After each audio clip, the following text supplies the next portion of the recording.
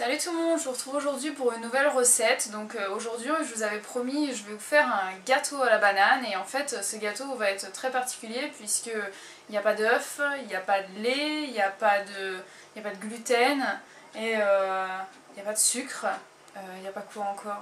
Bah, je pense que c'est déjà pas mal et vous n'aurez pas besoin de four pour le faire mais simplement d'un frigo et puis d'une plaque chauffante.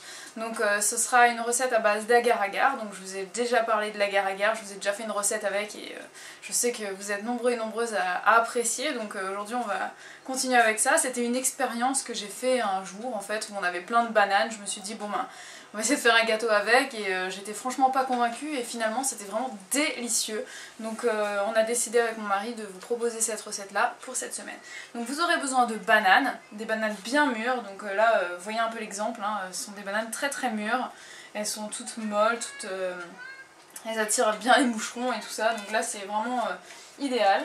Vous aurez besoin bien sûr d'agar-agar, donc moi je prends un petit sachet de 4 grammes.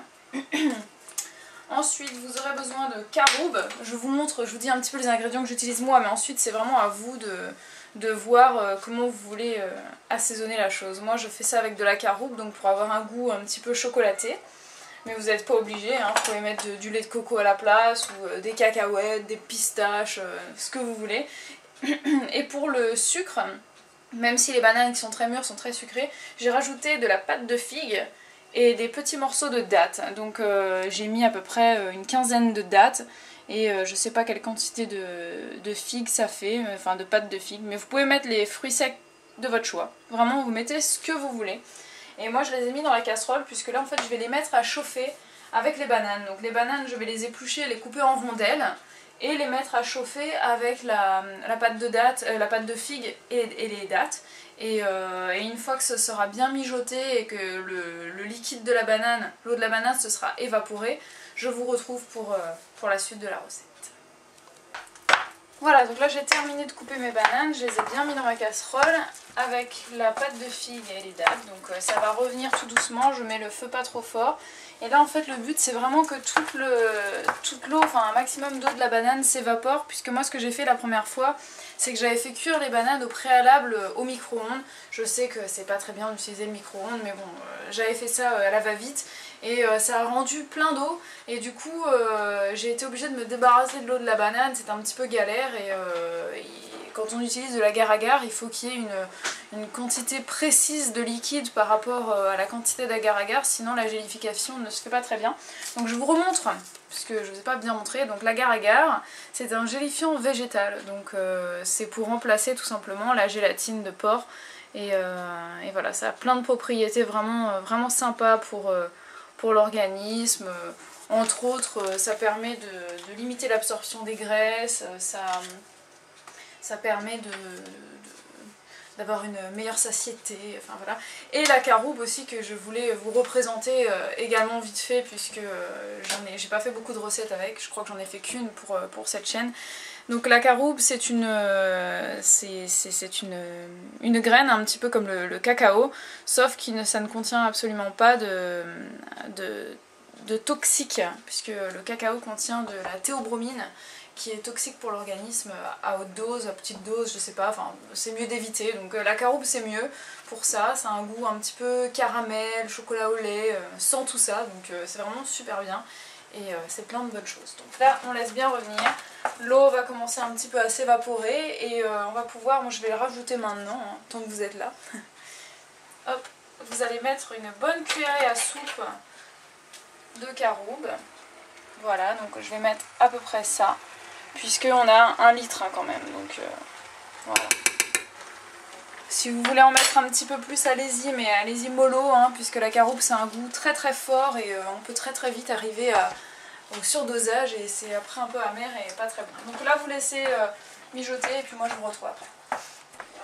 Voilà, donc là je trouve que ça a assez mijoté, ça a commencé à cuire, vous voyez qu'il y a de l'évaporation, donc l'eau est gentiment en train de s'évaporer des bananes. On va pouvoir passer à l'agar-agar. Donc vous voyez, oula, il est en train de péter le truc. C'est bon, vous inquiétez pas, tout va bien, la situation est sous contrôle. Donc, vous voyez que l'agar-agar, hein, comme c'est écrit, c'est un gélifiant végétal, j'ai oublié de vous le dire, mais je vous le rappelle, ce n'est pas un sucre. Donc, c'est pas quelque chose qui a du goût, hein, ça a absolument aucun goût, c'est un gélifiant, ça sert juste à faire des gelées en fait, hein, tout simplement. Donc ne faites pas comme certaines stars, à le mettre dans votre sucre, dans votre yaourt, dans votre thé, votre café, ça sert absolument à rien, ça n'a aucun goût et même il paraît que c'est dégueulasse, donc je vois pas l'intérêt de faire ça en fait. Donc mettez-le vraiment dans des préparations pour votre cuisine, hein, salée ou sucrée.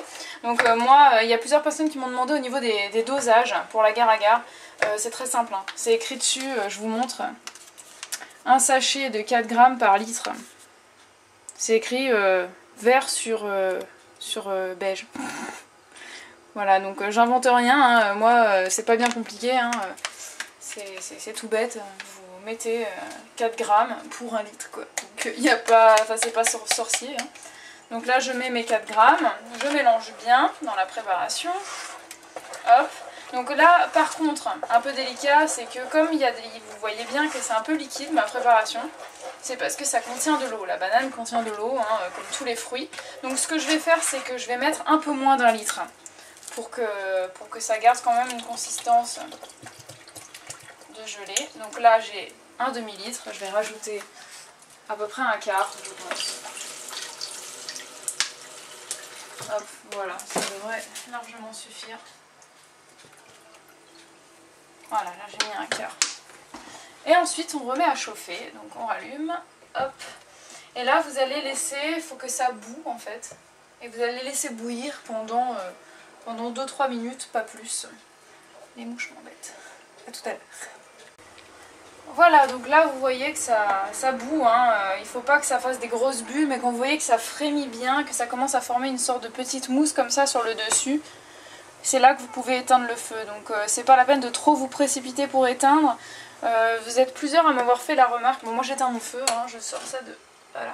Vous êtes plusieurs à m'avoir fait la remarque que l'agar-agar il faut le faire cuire vraiment pas plus d'1 minute, que ça suffit et tout. Donc moi je l'ai fait et ça a été une catastrophe, hein, puisque ça a pas pris, quoi, tout simplement la gelée n'a pas pris.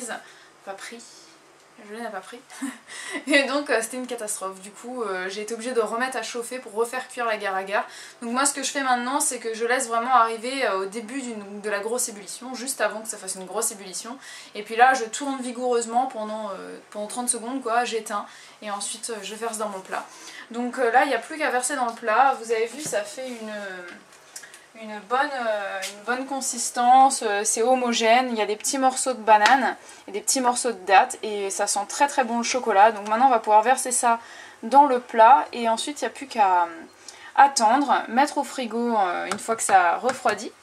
Et ensuite, ben voilà, vous laissez pendant 1 heure ou 2 que c'est le temps que ça prenne bien, et une fois que c'est bien pris, ben, soit vous démoulez, soit vous servez des parts, et c'est délicieux. Donc moi, je ne sais pas si je vais filmer le transvasage, parce que ça risque d'être un peu... Non, c'est bon. Non, je ne le fais pas. Je cours à la catastrophe, d'accord. Bon bah écoutez, de toute façon je vous mettrai une photo de la recette au début de la vidéo, hein, comme d'habitude, avec le titre de la recette. Vous avez toutes les infos sur le blog, le lien est dans la barre d'infos. Vous allez avoir tous les détails au niveau des quantités que j'ai mises pour cette recette. N'hésitez pas à faire toutes les variantes possibles, les fruits que vous voulez. Vous pouvez mettre, moi j'ai mis la caroube, vous pouvez mettre... du lait de coco, vous pouvez mettre de la poudre de coco, vous pouvez mettre de la poudre de cacahuète, enfin de la purée de cacahuète, de la purée d'amande, vous pouvez mettre du lait de soja, du lait d'amande à la place de l'eau par exemple, vous faites comme vous voulez. Laissez travailler votre imagination et soyez créatifs, soyez inventifs toujours et je vous souhaite vraiment un très très bon appétit, régalez-vous et à très très vite pour de nouvelles vidéos. Ciao!